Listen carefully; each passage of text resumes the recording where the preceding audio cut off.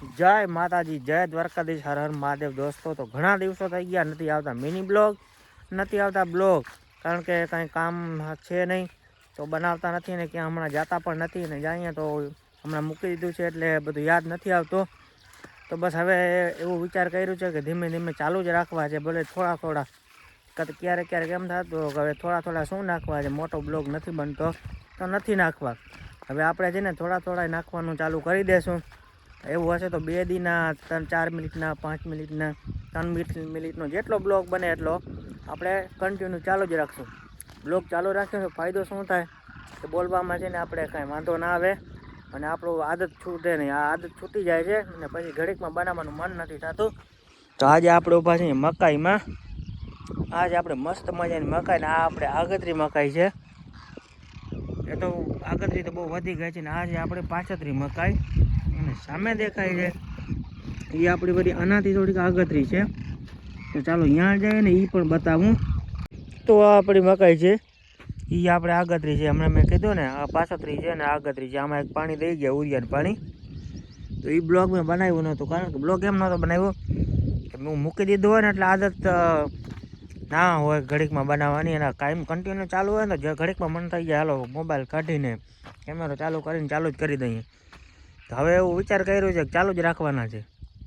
તો આ મકાઈ છે અને કાલે આપણે આમાં રાહ ફાંકી નાખી છે. હવે બસ થોડાક દીમાં આમાં પલાળવાનું છે. હવે ઉનાળું પાક થઈ જશે ચાલુ, પછી કામમાં ફ્રી નહીં થઈએ. મકાઈ ને ઉનાળું પાક ને પાણીનું જ કન્ટિન્યુ ચાલુ ને ચાલુ. તો દોસ્તો અત્યારે આપણે આમાં છે ને રાહ ફાંકવાની છે. આ છે આપણા ટમેટા, મસ્ત મજાના થઈ ગયા છે, બહુ ઊંચા વધી ગયા છે.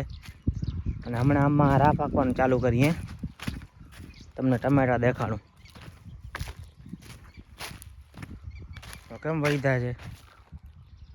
થોડાક છે પણ જોરદાર વધી ગયા છે.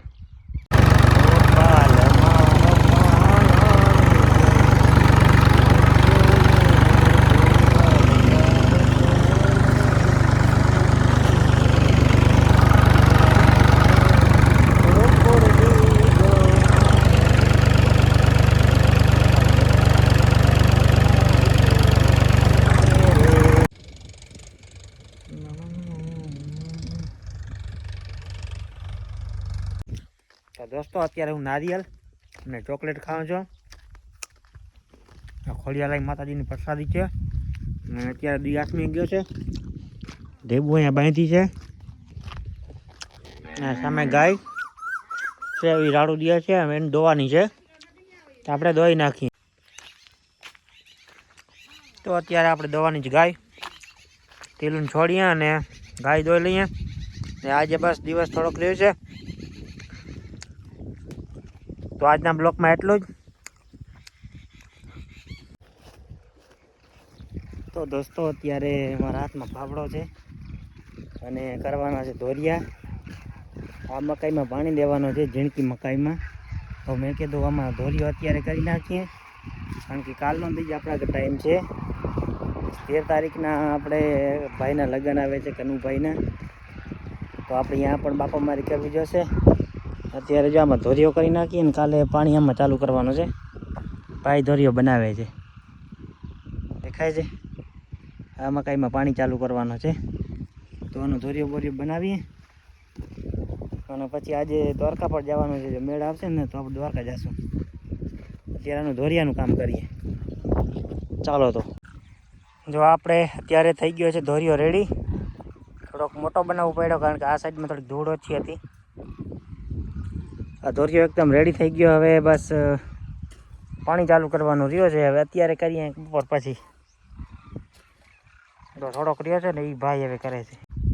તો દોસ્તો લાઇટ અત્યારે આવી છે ને કરી દીધી છે મોટર ચાલુ. ને આ ખાતરનો બાચકો બેઠો છે, કાંઈક આમાં ખાતર છાંટ્યું અને બસ લગભગ વાંધો નહીં આવે.